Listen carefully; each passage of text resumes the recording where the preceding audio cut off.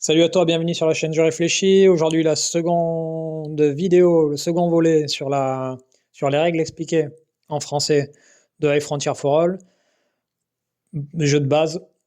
Aujourd'hui, je vais te parler plus en détail du tour du joueur, parce que comme ça, ça va nous permettre de voir le mouvement de la requête de base, les opérations et les actions gratuites. Sachant que, comme je t'ai déjà dit dans la vidéo précédente, dans le tour d'un joueur, tu peux bouger ta requête d'un endroit à un autre sans couper le mouvement. Tu peux faire une opération parmi une liste d'opérations et tu peux faire une ou plusieurs actions gratuites à n'importe quel moment, avant, après, etc.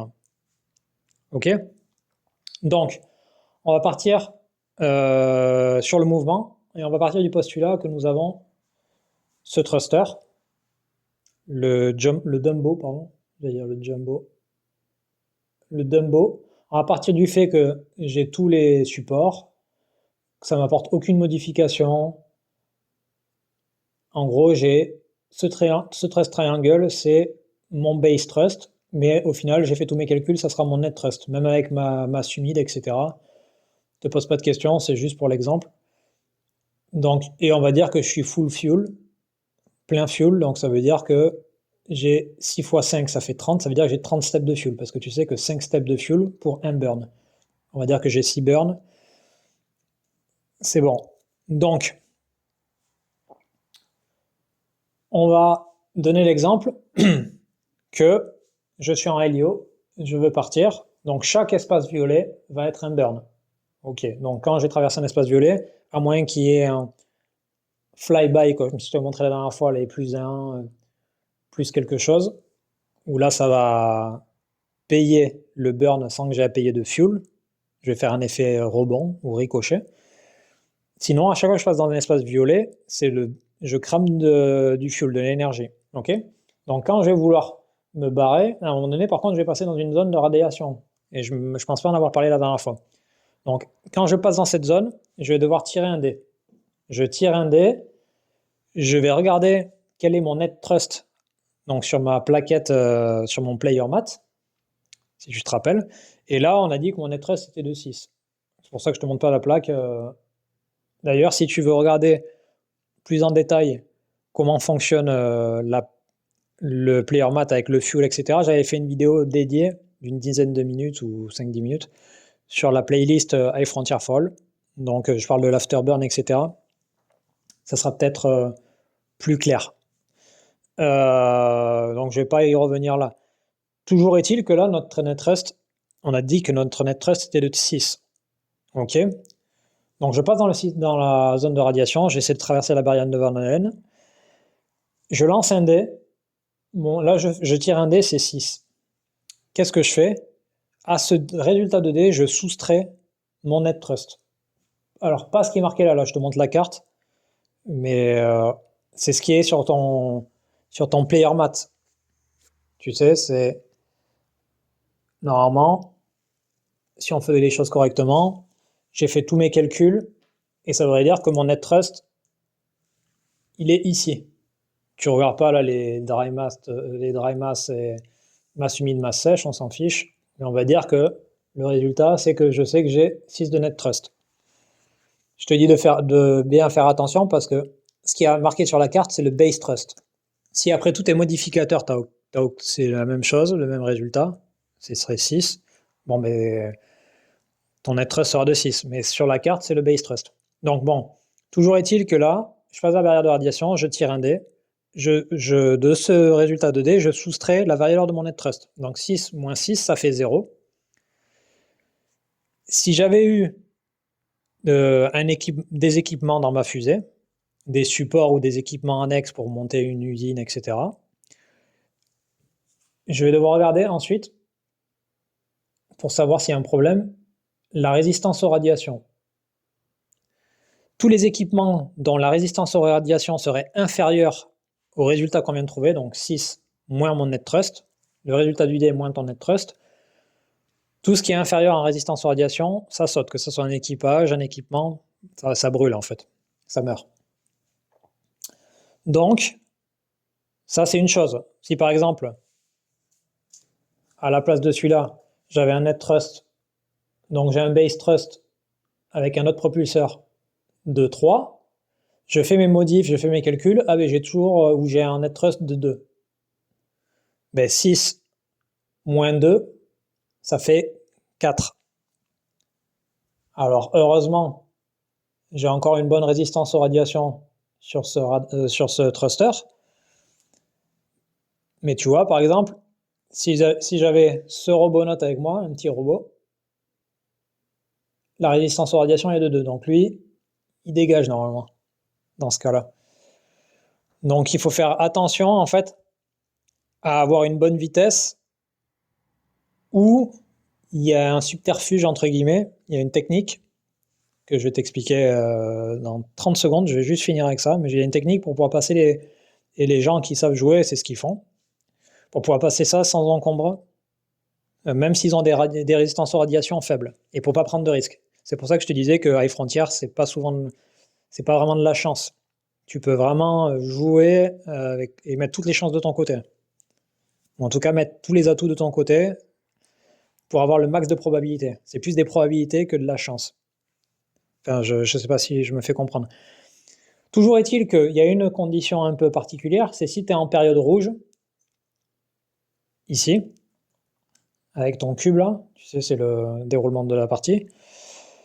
Si tu es en période rouge, à ce résultat, tu dois rajouter un plus 2. Donc, c'est pas du tout favorable pour toi. C'est-à-dire que, par exemple, tu vois, 6 moins 3, ça fait 3. Mais je rajoute plus 2, ça fait 5. Alors lui, qui a une résistance aux radiations de 5, il est safe, mais c'est plus le 6 moins 3, donc c'est pas 1, 2 qui va sauter, ça va être, j'ai dit 6 moins 3 plus 2, ça fait 5, donc ça va être pas 1, 2 qui va sauter, ça va être 1, 2, 3, 4. Donc quand tu es dans la période rouge, c'est pour ça qu'on dit que c'est très dangereux de voler, ou en tout cas, il faut être très précautionneux, et plus tu es loin du soleil, mieux c'est. Et il faut éviter de passer les zones avec des symboles radioactifs. Tu as un subterfuge quand tu veux faire ça. C'est quoi? C'est qu'en fait, tu te poses ici. Comme je t'ai dit, tu es en LIO, tu pars, tu fais un burn et tu t'arrêtes. Qu'est-ce que tu vas faire? En fait, normalement, à chaque fois que tu fais le début d'un mouvement, tu vas choisir ton triangle de poussée. Tu vas choisir ton thruster. Tu peux décider de choisir ton équipage, à savoir que par contre, tu as Shimizu Corp, les Japonais, qui n'ont pas de triangle de poussée, donc attention, c'est dangereux, tu peux pas le faire avec eux, quoi. Mais tous les autres équipages, tu peux dire, pour ce mouvement-là, je me suis arrêté, au tour d'après, donc l'année suivante, je vais utiliser mon équipage. Pourquoi? Parce que là, tu vois qu'il lui, même avec il a 15 de base thrust, et si malgré ton poids, tu lui enlèves 2 par rapport à ta catégorie de poids, tu es en TUG, comme je t'avais dit la dernière fois, et bien si même tu es très lourd, au pire tu seras à 13 de night thrust, ou à 12. Donc, qu'est-ce que tu t'en fiches? Pourquoi? En fait, lors de ton tour suivant, tu vas te placer ici, mais tu vas t'arrêter. Tu ne peux pas avancer. Pourquoi? Parce que si tu t'avances, tu vas devoir payer le nombre de steps de fuel qui est indiqué sur ton équipage, et c'est vraiment trop violent. Un step de fuel, faire 10 steps de fuel pour un burn. C'est vraiment trop, trop, trop violent. Donc en fait, tu vas t'arrêter là. En fait, tu vas prendre le temps de réorienter ton vaisseau, de te mettre en bonne position, etc. D'attendre en fait comment dire, que les radiations soient moins virulentes, de passer tout doucement. Alors il y a une explication scientifique. Il faut chercher sur BGG, sur Board Game Geek, et c'est en anglais. Toujours est-il que l'année suivante passe sur le Sunspot Cycle, là, ici. Et maintenant, ben, tu dis, je change, tu reprends. Ah ben, je vais reprendre mon autre thruster. Donc tu remets cette carte au-dessus de ton stack de fusée. Et là, ben, tu reprends la même consommation qu'initialement prévue. Et donc là, tu n'as plus de problème. Donc tu as brûlé un burn qui correspond à un nombre de steps de fuel. Ça, c'est un point Lagrange, donc tu payes rien. Là, tu as une autre possibilité. je t'en ai parlé, c'est le Oman Crossing. Le Oman Crossing, ça veut dire que là, soit tu attends une année supplémentaire et ensuite tu peux aller sur les côtés sans payer. Tu peux pas repartir en arrière.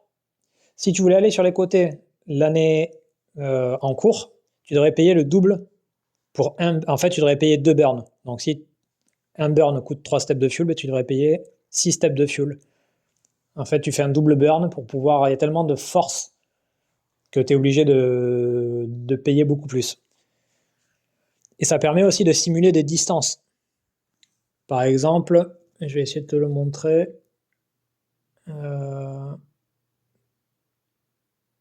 Voilà, tu vois là tous les zigzags. C'est que là, en fait, ça prend beaucoup, beaucoup de temps parce que c'est beaucoup plus loin. C'est la zone de Neptune, là. Bon, mais là, t'es beaucoup plus loin et donc ça prend énormément de temps. C'est pour ça qu'après, ça, c'est avec les modules où tu peux te permettre d'aller dans les confins du système solaire. Je pense avoir parlé de tout sur le déplacement-mouvement de fusée. Donc là, on va passer à la deuxième étape qui est les opérations. Qui sont les opérations? Donc les opérations, t'en as plusieurs. Et en fait, j'ai hésité, mais je vais prendre le player head. Le player head, il est bien fait. Alors tu l'auras sans doute en français si tu as le jeu en français, sinon tu l'auras en anglais. Je vais prendre le player head et on va regarder ça ensemble. Alors attends, j'espère que ça ne te fait pas trop de reflets. Donc, quand tu as plusieurs types d'opérations. Donc dans ton tour, tu peux faire une opération. Donc quand tu joues sans le module politique, tu as l'opération de income. Income, c'est du revenu, donc tu vas prendre un aqua de la banque. Ok? Tu peux faire une opération de recherche ou de research auction. Donc là, en fait, tu vas prendre une carte qui est sur le marché. Alors, je te montre. Bon. Ça, c'est les cartes dans ma main, on s'en fiche, mais tu vas prendre une carte sur le marché. Ok? Il faut que tu aies une main inférieure à 4 cartes. Si tu as des cartes qui sont dans l'équipement et tout, on s'en fiche, mais ta main, il faut qu'elle soit inférieure à 4 cartes. Si tu as 4 cartes ou plus, tu peux pas acheter en fait. Sauf si tu es Chimisocorp, c'est l'avantage de ne pas avoir un équipage avec un Trust Triangle. Voilà. Et donc là, ça dépend si tu joues tout seul ou pas. Si tu joues tout seul, tu vas payer un aqua pour la carte initiale. Et si tu veux le support, donc là tu vois que c'est marqué un générateur, on s'en fout que ça soit le même signe. Tu vois juste que c'est un générateur parce que c'est orange, c'est le symbole générateur. Même si c'était le même symbole sur le générateur suivant dans le market, tu le prends. Ça veut dire que tu payerais 1 pour cette carte et 1 pour le support. Si le support a lui-même des supports, tu peux pas les acheter en chaîne en fait. C'est lui plus les supports qui seraient indiqués dans la carte. Donc tu achètes un brevet quoi. Ok. Si tu joues en multijoueur, le mec qui fait l'enchère, il va gagner s'il y a une égalité. Ok. Si le mec qui fait l'enchère, qui crée l'enchère, il gagne, il va payer à la banque. Si c'est quelqu'un d'autre qui a gagné l'enchère alors que c'est pas lui qui avait lancé l'enchère, tu vas payer le mec qui a lancé l'enchère initialement. Donc moi je lance une enchère, c'est pas moi qui la gagne, c'est une autre personne, c'est Jean-Bernard. Jean-Bernard, il va me filer l'argent à moi et pas à la banque. Ok? Si tu joues en solo, tu payes un aqua plus un aqua par support, sauf loi particulière, mais avec le module 0. Si tu joues en multijoueur, tu payeras le nombre d'aqua que tu as décidé d'enchérir. Donc même si tu as payé un aqua pour avoir 4 cartes, ou 3 cartes, ou 2 cartes, c'est 3 cartes max de toute façon. Si tu payes un aqua pour avoir 3 cartes et que personne t'a mis en difficulté, c'est leur problème. Toi, ça te permettra de revendre chaque brevet pour 3 aqua en fait. lors d'une prochaine opération. D'ailleurs, on va parler de cette opération. La prochaine opération, qui est la 3e dans la liste, c'est l'opération Free Market. Free Market, qu'est-ce que tu fais? Tu prends un de tes brevets que tu as en main, ou un élément de ta fusée qui ne te sert pas, qui est sur un outpost et que tu vas décommissionner, donc tu vas dégager. C'est une action gratuite, ça on en parlera. Bon, si tu as un brevet en main ou que tu as quelque chose que tu veux dégager, tu le récupères et tu le vends. En fait, tu vas le vendre, tu vas le remettre sous le bottom, donc sous le paquet de cartes correspondant, et tu vas prendre 3 aquas. Si c'était une carte noire, la carte noire, tu vas la retourner face blanche, elle va rester dans ta main parce que tu gardes le brevet initial. Et mettons que, tu vois, moi c'était une carte M. Mettons que le marché, on voit que pour X raisons dont je t'expliquerai tout à l'heure, la valeur du marché à M, elle est là. Il y a marqué 8 là. Ça compte pas, mais là il y a marqué 8. Ça veut dire que si je vendais cette carte,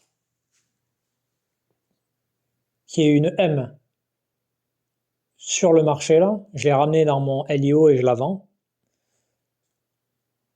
eh bien, à ce moment-là, j'obtiendrai 8 aquas et pas 3. Par contre, si je veux vendre une carte noire, il faut que je la ramène en LIO, en Low Earth Orbit, dans le jeu de base. Alors que si je veux vendre une carte blanche, un brevet, ça peut être dans ma main. Et dans ce cas-là, le brevet retourne dans le marché, quoi. Le marché général. Ok? La 4e opération que tu peux réaliser, c'est une opération de boost. Une opération de boost. Donc là, tu as des cartes, tu as des brevets en main tu as des brevets en main qui sont avec toi, en main donc, qui sont des brevets, je me répète. J'ai envie de booster ça, et bien en fait, je vais payer la masse des éléments. Ça va atterrir dans mon stack LIO, qui est ici. Tu vois, ça atterrit là avec d'autres éléments que je pouvais avoir. Et je paye le nombre d'aqua à la banque. Je peux avoir des radiateurs. Et les radiateurs, tu peux voir que ils ont face blanche, face noire, mais ils ont un côté bas, un côté léger et un côté lourd. Quand tu vas booster, tu vas voir que là, la masse, elle est de 1. Résistance aux radiations de 2, par contre, il a 2 cooling terms, donc 2 refroidissements. Lui, masse de 2, résistance aux radiations de 1. Donc, tu vois, ce radiateur, il n'est pas terrible. Par contre, il a un cooling term de 3. Ça veut dire que si tu veux choisir de booster, tu dois choisir ton nombre de cooling term. Je vais y revenir parce que je n'ai pas expliqué tant que ça sur la fusée. Je vais y revenir dans la 3e vidéo. Et donc tu payeras le nombre d'aqua. Hein. Pareil, si tu choisis un radiateur qui est lourd, tu choisiras le nombre d'aqua qui correspond. Ensuite, alors, je vais te parler de... Je réfléchis parce que je ne veux pas faire de bêtises. J'avais marqué des choses, mais... Je vais te parler d'abord de la... D'ailleurs, j'aurais peut-être dû faire ça avant de te parler de la carte noire, mais c'est pas grave. Je vais te parler de la prospection. Donc là, on commence à rentrer un peu dans le cœur de la frontière.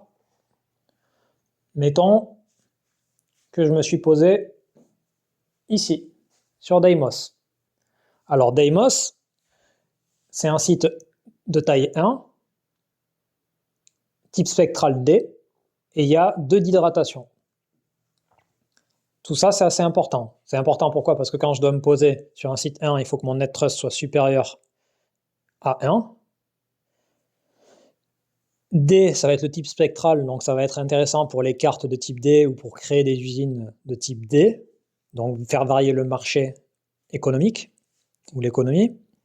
Et l'hydratation, ça va être intéressant, ça va être important de savoir par rapport à la prospection. Donc pour prospecter, on va parler de Robonote. On va parler de Robonote. Et je vais te mettre les 3 types de Robonote en espérant que ça soit suffisant. Les 3 types de Robonote. Alors, tu as le Robonote, on va dire classique. Enfin classique, ils sont tous classiques, mais le Robonote le moins, selon moi, le moins intéressant, c'est celui qui a un symbole en haut à gauche de missile. Et il y a une valeur à côté. La valeur doit être la plus faible possible. En général, c'est de 0 à 4. Plus la valeur est faible, mieux c'est. C'est un peu l'inverse de tout le reste. Enfin, la masse, c'est intéressant quand c'est faible. Le radarness, c'est intéressant quand c'est haut. Et tu vois, il y a différents trucs. La consommation, c'est bien quand c'est faible. Ça, c'est bien quand c'est haut. Bon, voilà. Le missile, c'est pas top. Pourquoi? Parce que ça aura une efficacité sur la prospection qui sera bon, basique, mais sans plus. Tu constates par contre que sur ce Robonote, je t'en avais parlé déjà la première fois, tu peux avoir un triangle de poussée. C'est-à-dire que tu peux te servir de ce Robonote comme d'une fusée. Bon, désolé, j'ai les doigts un peu sales, parce que j'ai fait du charbon. Et donc, bon, tu t'en fiches, mais du coup, je me suis bien lavé les mains, mais c'est pas parfait. Bref, ceci étant dit, tu vas me prendre pour un guignol, ce n'est pas grave. Bref, deuxième symbole, un buggy. Donc ça, petit buggy, c'est intéressant. Ça sera beaucoup plus intéressant que le missile. Et enfin, le Raygun, qui est aussi beaucoup plus intéressant. Buggy Raygun, ça se discute. Et après, les autres, le missile, c'est vraiment... voilà, j'aime pas moi. Sachant que tu peux avoir un missile d'un côté. Alors, je vais essayer de te montrer. Un missile C. Et quand tu le retournes, tu as un buggy 1.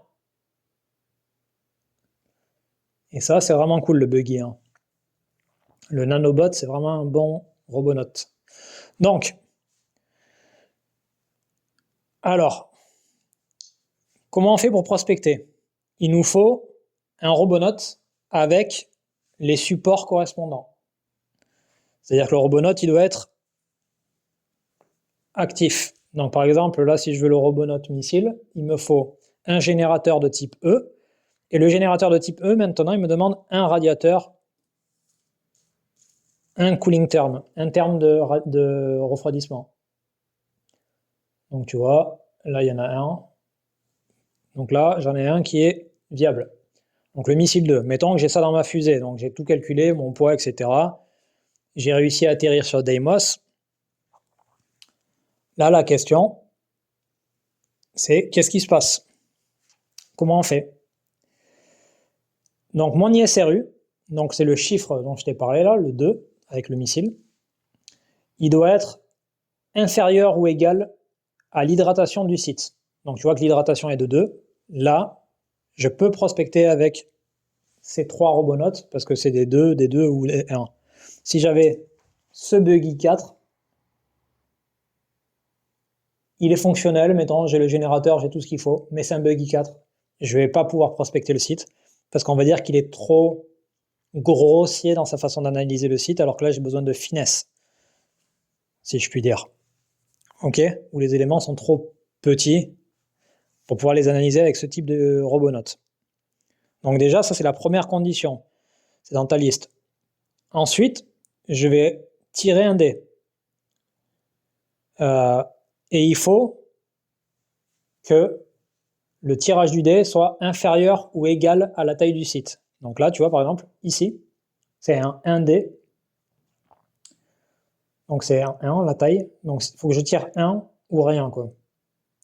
Si je tire le 1, ben, le site il est claim, ça veut dire qu'il est à moi, et je mets un disque de ma couleur. Si je l'ai tué, entre guillemets, le site il est busted. Dans ce cas-là, je mets un disque translucide, un peu comme un seniority disque rouge. Ok? Donc ça, c'est la première chose.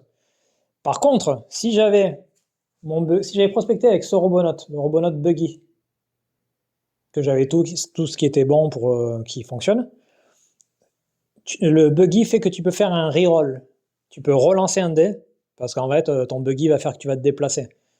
Tu vas l'envoyer à un endroit, tu vas le déplacer à un autre endroit, bon, mais tu as prospecté 2 endroits, ça marche pas. Voilà. Là, on va dire que tu as un missile, et soit ça passe, soit ça casse. Ok? Ce que tu peux faire également, c'est avec le buggy, parce qu'on est sur le buggy, tu vois des sites comme Mars, là. Un site comme Mars, il y a des flèches jaunes. Mettons, tu t'es posé ici. Et bien avec ton buggy, en fait, ça s'appelle des routes, des buggy roads. Tu vas pouvoir prospecter en une opération, prospecter les 3 sites. Et tu vois que là, en plus, ben, vu que c'est un site 10, là, ça va être un auto-prospection réussi. Parce que je dois faire un lancer de dés. Tu vois que les hydratations, c'est 4 ou 3. Donc mon buggy 2, ça passe. Je peux prospecter. Et je dois faire 10 ou moins au lancer de dés. Tu sais très bien qu'un lancer de dés à 6 faces, je fais forcément moins de 10. Donc, tu prospectes les 3 sites avec ton buggy. La dernière possibilité, c'est le ray gun. Le ray gun, le genre de laser. Tu peux te poser pour prospecter ou tu peux rester de manière adjacente à un site et prospecter à distance. Ça va être le même principe. Tu peux prospecter à distance. Par contre, pour prospecter à distance, il faut que le site soit non atmosphérique. C'est-à-dire que tu ne peux pas te mettre en low Mars orbit et essayer de prospecter les 2 sites. Pourquoi? Parce qu'il y a un symbole nuage, c'est une atmosphère, c'est mort. Par contre, ce que tu peux faire, c'est prospecter des cibles multiples. Un peu à l'instar du buggy, tu te mets ici sur ce point Lagrange, et bien là, tu peux prospecter, si tant est que ton ISRU corresponde. Donc là, par exemple, nous, c'est ISRU de 1, pardon. Ça veut dire qu'on peut prospecter les sites d'hydratation 1 et plus. Ok?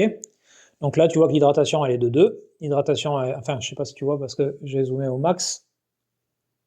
En plus, hydratation de 2, hydratation de 3, hydratation de 2. Il y a beau avoir des têtes de mort, donc des hazard rolls. D'ailleurs, je t'en ai pas parlé, je vais y revenir. Mais en gros, là, tu peux prospecter ces 3 sites ici, même si tu es à distance.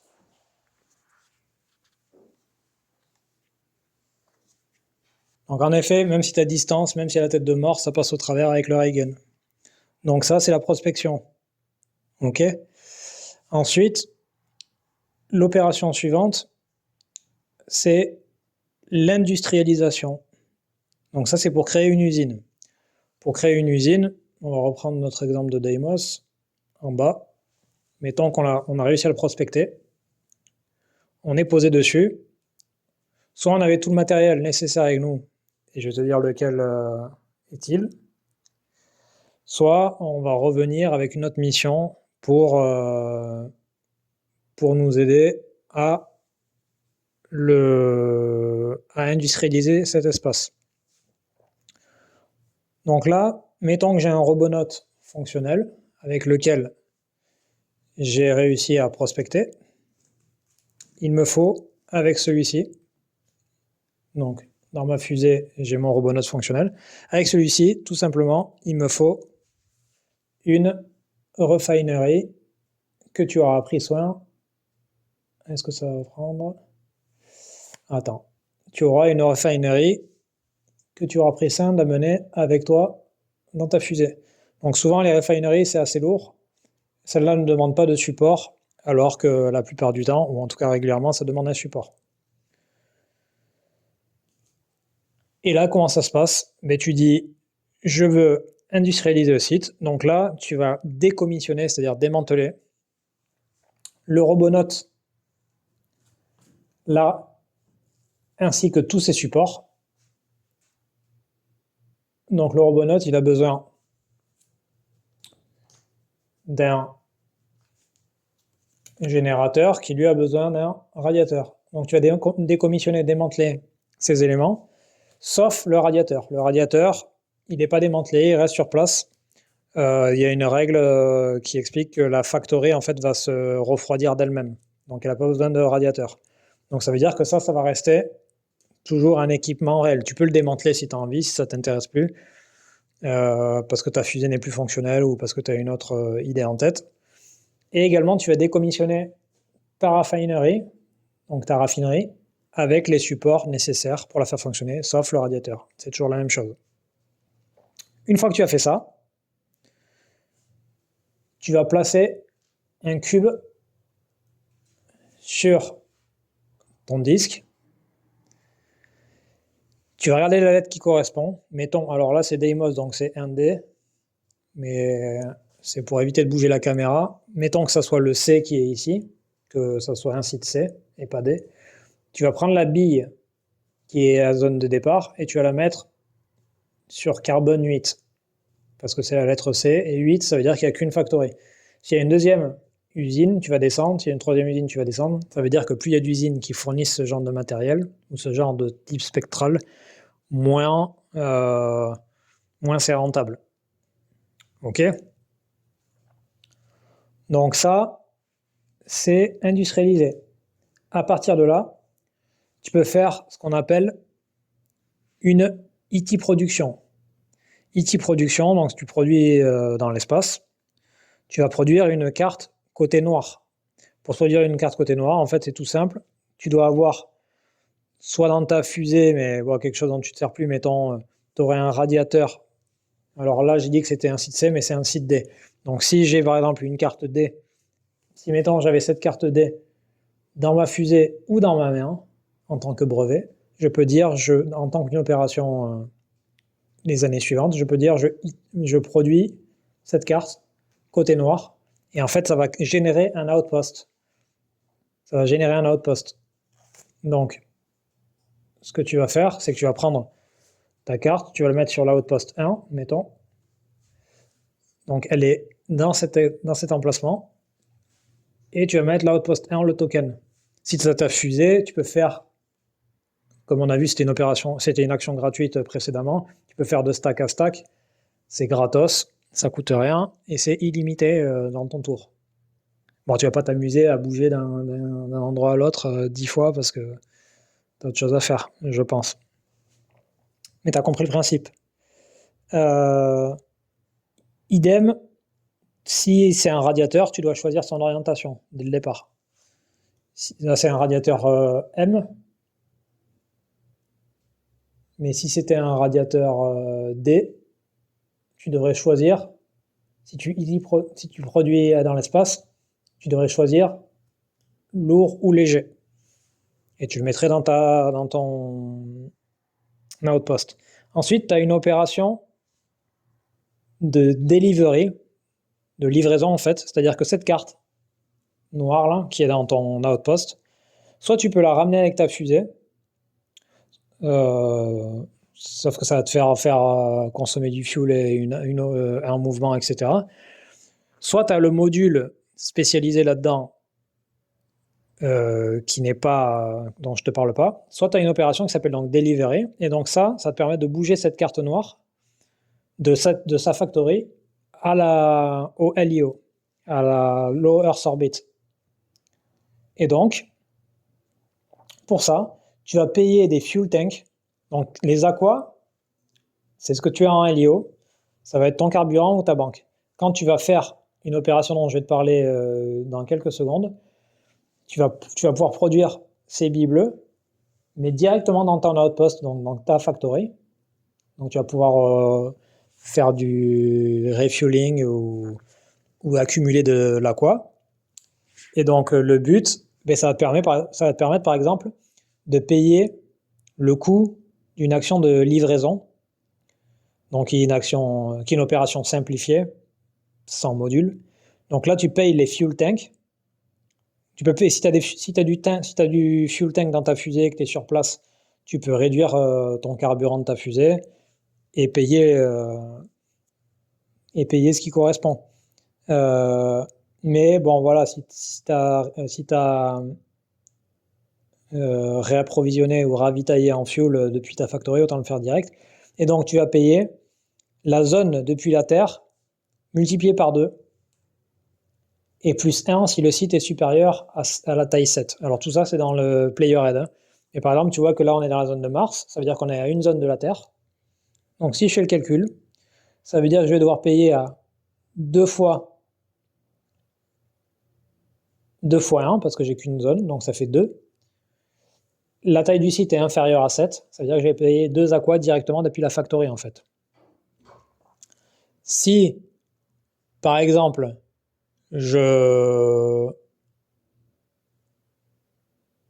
à contrario, je suis par exemple sur Mars, Mars étant un site de plus de 7, mais là je vais devoir payer 3 aqua. Et plus tu vas loin en fait, plus ça va être cher. C'est-à-dire que si tu es dans la zone de Neptune, qui est tout au... Bon, tu vas mettre dans la zone de Jupiter, on va dire, par rapport à la Terre, tu es à 1, 2, 3, c'est la troisième zone. Donc ça veut dire que ça fait 3 fois 1, et plus si le site est une taille 9, et bien là, ça va te coûter très cher. Ça va te coûter 4 aqua. Donc est-ce que c'est rentable? Ça dépend. Si tu vends la carte noire 8 par rapport au market, ça peut valoir le coup, tu gagnes 4, mais bon, tu perds une opération. Voilà, donc tout ça, c'est des évaluations de prise de risque et d'importance ou pas à réaliser ça. Donc ça, c'était toutes les opérations. Sans aucun module. On verra plus tard qu'il y a certaines de ces opérations qui peuvent être défaillantes suivant les événements qui peuvent se produire. Mais on en parlera quand on parlera du Sunspot Cycle, ici là, dans la 3e vidéo. Certaines opérations, et tu verras que sur le player head, c'est des opérations qui sont indiquées avec des ronds rouges là. Point important que j'allais oublier, mais la dernière opération dont je n'ai pas parlé, c'est le site refueling. Le site refueling, c'est un ravitaillement sur site. Donc ça te permet d'ajouter du carburant à ta roquette ou des fuel tanks dans ton stack. Donc des fuel tanks, ça va être des billes bleues, quoi. Mais dans ton stack. Donc par exemple soit dans ton outpost, mettons. Ok. Donc comment ça se passe? Alors là, tu as différents types de site refueling. Soit tu n'as pas de factory, tu t'es posé, tu as un robonaute avec toi. Ce que tu peux faire, c'est que tu vas faire ça s'appelle le ISRU Refuel. Donc ISRU, c'est le chiffre de ton robonaute. Là. Donc tu vas faire le ISRU Refuel. Est-ce que ça veut bien ou ça veut pas? Ça veut pas. Si. Donc tu vois buggy 2 là. Donc là, ISRU Refuel, tu vas prendre l'hydratation. Donc l'hydratation est de 2. Moins ton ISRU, donc 2 moins 2, ça fait 0. Et tu rajoutes 1. Donc hydratation moins ISRU plus 1. Et ça va te donner l'eau, l'aqua, que tu vas pomper. Donc ça peut être très long, sans factory. Je te le confirme. Et tu peux le rajouter soit dans ton outpost, soit... et pareil, si tu as un site prospecté mais que tu n'as pas de factory, si tu n'as pas de factory comme ça, c'est identique. Ça va être la même chose. Là, tu vois, c'est prospecté, mais il n'y a pas de factory. Là, il y a une factory, donc une usine. Là, ça s'appelle une factory refuel.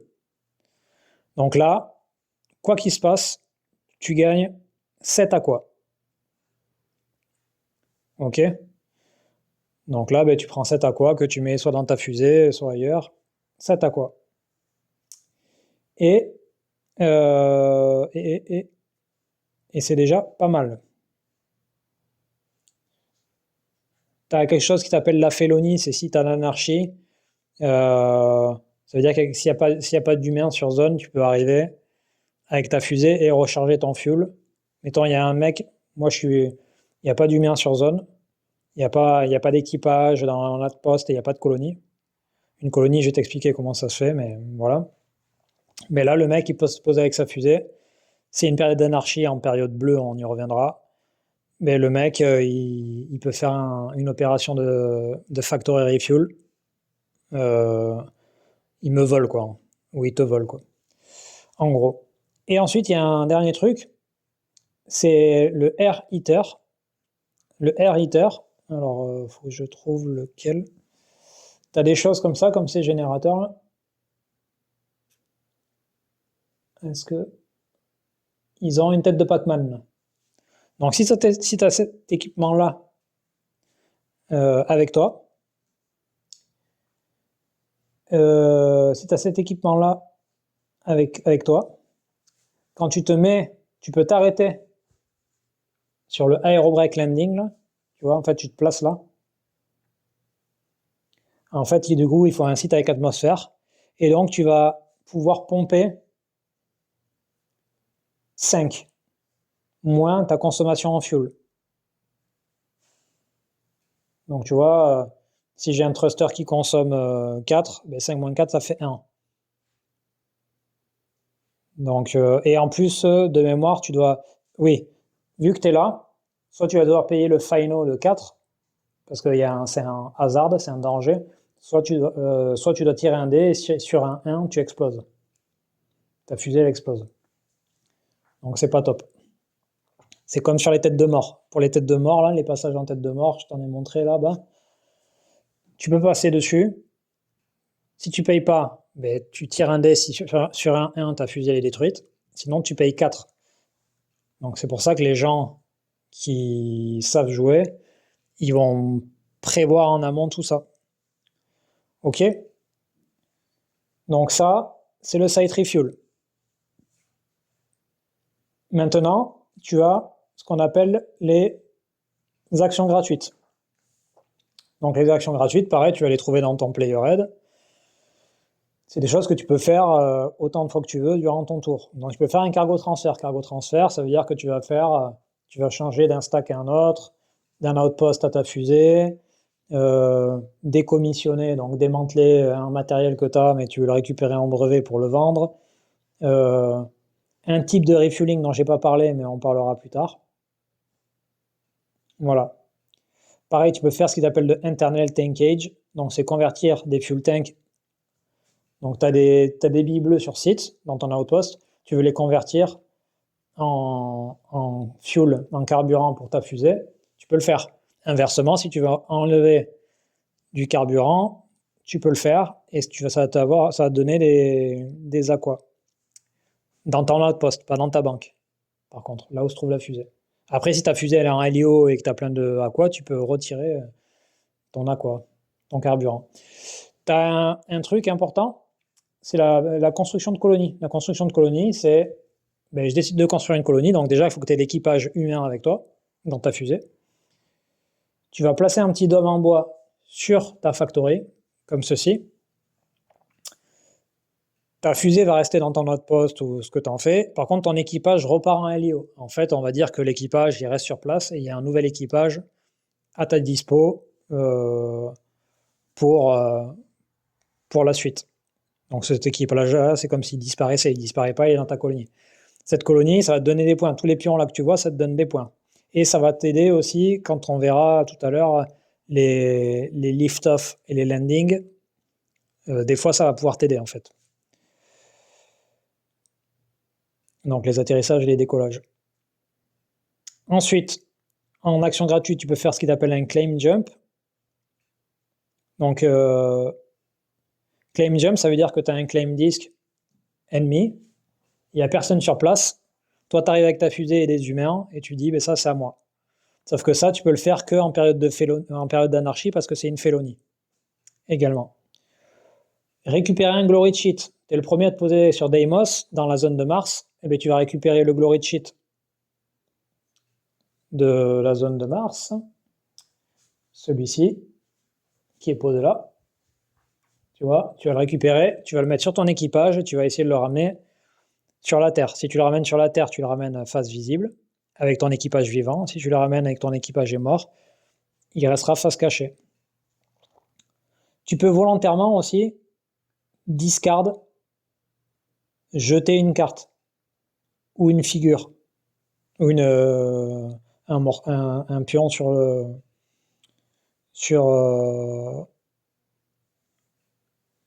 Comment? Tu peux par exemple, quand je dis une figure, c'est que tu peux enlever, s'il n'y a plus rien dans ton outpost, tu peux remettre ça en fait. Tu le dégages. Mais avant, il faut virer cette carte. Ou sinon, c'est comme si elle n'existait plus, donc tu la récupères dans ta main. Par contre, tu peux pas discard des humains. Si tu discardes des humains, il faut qu'il y ait une anarchie, parce que c'est une félonie, etc. Si tu as on verra, comme je t'ai dit, des glitches dans des défaillances, une autre action gratuite, tu peux réparer des problèmes techniques. S'il y a un stack qui est... En fait, quand tu as un glitch, c'est un événement qui fait que tu as un glitch, et ton stack, il va avoir un pion rouge, comme ça. Quant à ça, ça veut dire que ça va avoir des conséquences, mais si tu ramènes un humain là, le problème disparaît. S'il y avait une colonie, il n'y aurait pas de problème parce qu'il y a des humains en fait. Ok? Donc ça, c'était toutes les actions gratuites. Ça, c'était toutes les actions gratuites du jeu de base. Ensuite, là maintenant, on va voir la particularité du lift-off et du landing. On en a déjà parlé un peu dans la première vidéo, mais on va aller un peu plus en détail, notamment grâce à l'ajout de la factory. On avait vu le powered landing et le powered lift-off. Donc ça, c'est vraiment lié au thruster qui doit être strictement supérieur à la taille du site. Sinon, tu te crashes, en fait, tu es trop attiré vers le site. Maintenant, on va voir tout ce qui est acetylene rocket plane lift-off et factory assisted lift-off. Et pareil pour le landing.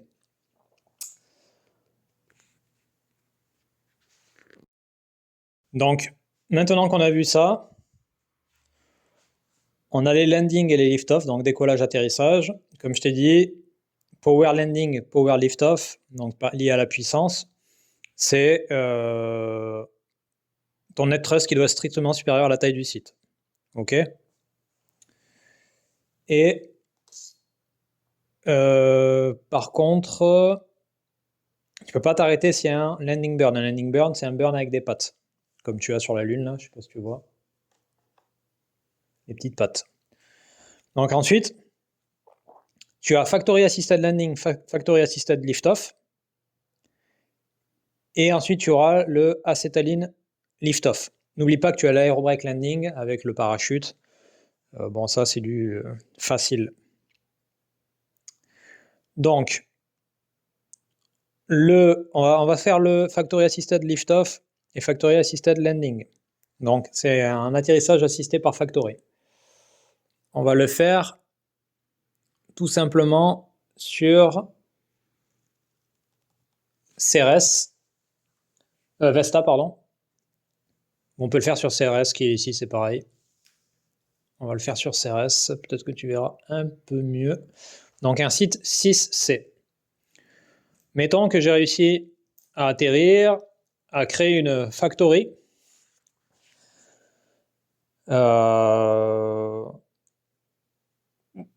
J'ai créé une factory et j'ai pas posé de colonie parce que j'ai pas envie de laisser mon équipage, j'en ai encore besoin. Là, je cherche pas à comprendre, j'avais un net thrust supérieur à 6. Là, je l'ai plus pour X raisons. Peut-être parce que j'ai créé ça avant avec un autre thruster. Maintenant, j'arrive avec une fusée moins puissante. Donc là, je suis même ici. On va commencer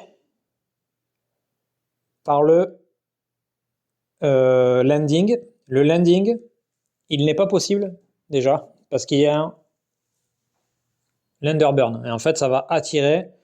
Du coup, ça va tellement attirer la fusée que la factory ne peut pas aider. Donc déjà, il n'y a pas de factory assisted landing. si tu as ça. Le lift-off, tu es posé, tu as un net thrust qui est inférieur, il n'y a pas d'atmosphère parce qu'il n'y a pas de symbole nuage, donc c'est le Factory Assisted Lift-off. Il n'y a pas de prérequis, mais c'est pas possible non plus, pardon, c'est pas possible non plus, parce qu'il y a un underburn. Donc, mauvais exemple, bravo. Mauvais exemple, le Factory Assisted Lift-off n'est pas possible. On va essayer de le faire ici. C'est un site 3C. J'ai réussi à me poser avec mon équipage qui avait un... Je pourrais redécoller avec un équipage, si je voulais. Ici. Mais mon équipage... Comment dire? Bon, disons qu'il n'y a plus d'équipage. C'était précédemment que j'ai fait ça. J'avais pas laissé mon équipage. Là, je suis revenu parce que j'ai du matos. Donc, je suis ici, avec ma fusée. Le landing. Donc là, il n'y a pas de prérequis, mis à part qu'il faut une factory en place, elle est déjà en place. Il n'y a pas de l'underburn, tu vois, il n'y a pas de mec, il n'y a pas de petit burn avec des pattes. Tout va bien. Donc là, je peux me poser. Sauf que si je fais ça, c'est un hazard roll. Pourquoi? Parce que c'est quand même dangereux d'être assisté par une factory qui va dépenser de la puissance pour m'aider à me ralentir. Donc, je tire un dé. Sur un 1, ben ma fusée explose. Pas de bol. Un peu comme les SpaceX en ce moment, là, quand ils se posent sur les plateformes. On peut voir ça un peu comme ça. Ou, si tu utilises le FINO, donc Failure is not an option, tu payes 4 aqua depuis ta banque, donc depuis LIO, et à ce moment-là, il n'y a pas de die roll. Une autre possibilité, pour éviter le die roll, donc le hazard roll, c'est que tu aies une capacité qui s'appelle PowerSat. Le PowerSat, c'est un genre de petit boost que tu vas trouver lié à un thruster avec le jeu de base. C'est soit que tu l'as en capacité de faction, soit il y aura, tu peux, si tu, je vais t'en parler maintenant, ça sera fait. Donc soit tu l'as en capacité de faction, c'est marqué sur ta carte équipage, et quand tu joues avec le jeu de base, elle est direct disponible. Soit tu aurais une factory, en fait, sur un site qui aurait le signe PowerSat. Donc je vais essayer de te trouver un site qui a le signe PowerSat pas très loin. Donc tu aurais une usine. Tu aurais une usine sur ce site. Ici ou ici, tu vois, il y a un genre de triangle là. Donc à partir du moment où tu es... Et c'est le même... pour avoir le power... Alors, il faut avoir une usine là-dessus pour que ton Factory Assisted Landing ou le Factory Assisted Liftoff, tu évites de devoir lancer un dé donc pour un hazard roll ou de payer 4 aqua pour le final. Donc si tu as ça, tu as le PowerSat, donc tu es tranquille. Ça aura aussi pour conséquence que si tu as un thruster avec le symbole PowerSat, il aura un bonus. Il aura un bonus pour ton net thrust. Tu vois là, tu as le symbole PowerSat au milieu là. Et ça veut dire que tu auras un bonus pour ton net thrust de plus 1. Quand tu vas faire ton calcul de puissance. La deuxième possibilité, ça va recouper pour éviter le lancer de dés, donc hazard roll ou de payer le final, ça serait que tu aies une colonie, que tu aies un dôme. Donc le fait d'avoir une colonie, ça évite de payer le final en raison du die roll. Donc pour les décollages et les atterrissages assistés par Factory. Ok, ça, on en parlera dans les actions gratuites, où j'en ai déjà parlé, je sais plus. Non, j'en ai déjà parlé, je crois. Je sais plus si j'en ai déjà parlé, parce que j'ai fait la vidéo en plusieurs fois là, excuse-moi. Mais en gros, pour avoir une factory, pour avoir une colonie, mais je crois que j'en ai déjà parlé, ton équipage qui était avec toi, tu dis, eh ben, il reste sur place, tu mets un DOM, boum, voilà. Donc ça peut avoir d'autres conséquences par la suite, mais ça te permet d'être safe. Enfin, il y a un dernier type particulier de décollage, c'est sur les sites avec atmosphère. Donc atmosphère comme Mars, tu en as d'autres, hein, où tu as des nuages ici, tu vois. Donc mettons que j'ai ça ici. Comme je t'ai dit précédemment dans la vidéo, tu ne peux pas faire de factory assisted lift-off. Pourquoi? Parce que tu vois qu'il y a un landing burn et tu ne peux pas passer au travers de ça, là, du aerobrake landing. Donc tu vois là, tu as un landing burn avec les pattes là. Et quand il y a ça, plus l'atmosphère, s'il n'y avait pas d'atmosphère, je serais obligé de faire un powered lift-off, comme sur la Lune en fait. Là, en l'occurrence, c'est de l'atmosphère, ça me permet de faire ce qu'ils appellent le acetylene lift-off, le décollage rocket plane acetylene lift-off. Donc tu as besoin d'une atmosphère, tu vas passer au travers du lander burn, et c'est un genre de factory assisted lift-off, mais au travers du lander burn. Et ça va te coûter quelque chose de très particulier, c'est que tu vas devoir avoir généré des fuel tanks ici dans ta factory, et de les avoir dans ta factory, et ça va te coûter 2 fois ta masse humide. Ça veut dire que par exemple, et là tu vois bien le problème, c'est que plus tu vas avoir une fusée qui est lourde, plus ça va te coûter cher de décoller avec ce procédé. Parce qu'en fait, l'atmosphère te retient, donc il va falloir t'extraire de tout ça. Mettons, j'ai une masse sèche à 10, je mets du fuel, je mets des fuel tanks, donc 1, 2, 3, 4, 5, 6, 7, 8. Si, mettons là, je voulais décoller, ma masse humide, elle est à 18. Ça veut dire que pour décoller, en l'état, avec le jeu de base, pour décoller de Mars, hein, avec une fusée très lourde comme ça, il me faudrait 18 x 2, 36 aqua, enfin 36 fuel tanks, que j'aurais farmé, si je puis dire, que j'aurais récolté, ou j'aurais extrait du site, en faisant, comme tu sais, le factory refuel, donc 7 par 7, 7 par 7, tu as besoin de combien 4 x 7, 28, et j'ai dit 36. Tu as besoin de 5 x 7, tu as besoin de 6 opérations, en gros tu as besoin de 6 années, si ta fusée est si grosse, tu as besoin de 6 années pour faire du factory, du site refuel avec ta factory ici, donc tu vas accumuler de l'aqua, tu vas avoir jusqu'à 36 aqua, et ça c'est en plus de ton fuel, hein. C'est-à-dire que tu dois remplir ta fusée, déjà avec du fuel ou avec du carburant, et en plus, donc, à côté, dans ton outpost, tu vas générer ou tu vas cumuler assez de fuel tank pour pouvoir t'aider à te propulser à sortir de l'atmosphère. Ça, c'est le Rocket Plane Assisted Lift-Off. Il n'y a pas de die roll ou quoi que ce soit. Il n'y a pas de lancer de dés. Tu vois, par exemple, si tu es beaucoup plus léger, et ça peut servir, par exemple, si tu es sur Mars, que tu es bloqué. Souvent, on dit que Mars, c'est un peu le piège des débutants, c'est que c'est pas très loin. Tu te dis, ouais, ben, c'est des sites faciles à prendre. Mais après, c'est difficile de s'en extraire. Après, pour s'en extraire, si tu veux partir avec ta fusée, avec ton glory sheet, etc., il faut que tu aies une fusée légère.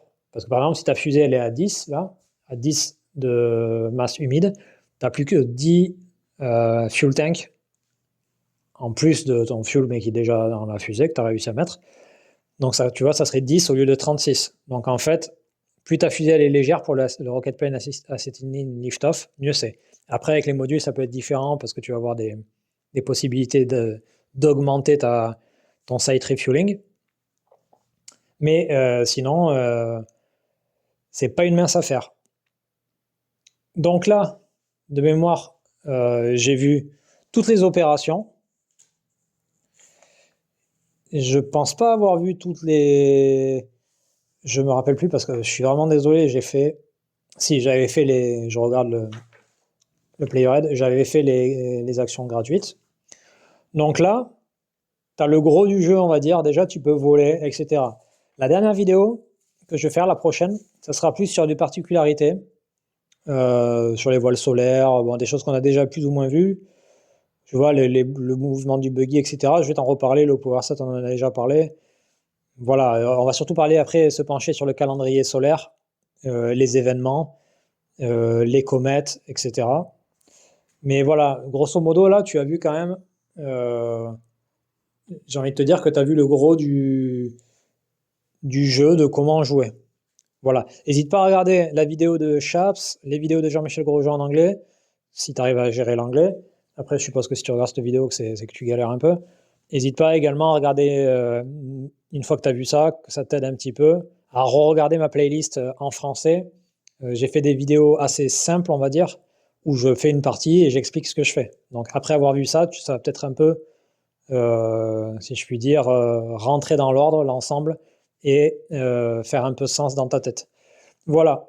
Je te dis à bientôt. Désolé, j'ai mis un peu de temps à la faire et je l'ai fait en plusieurs fois, donc j'espère que ce sera pas trop le bordel. Je te remercie.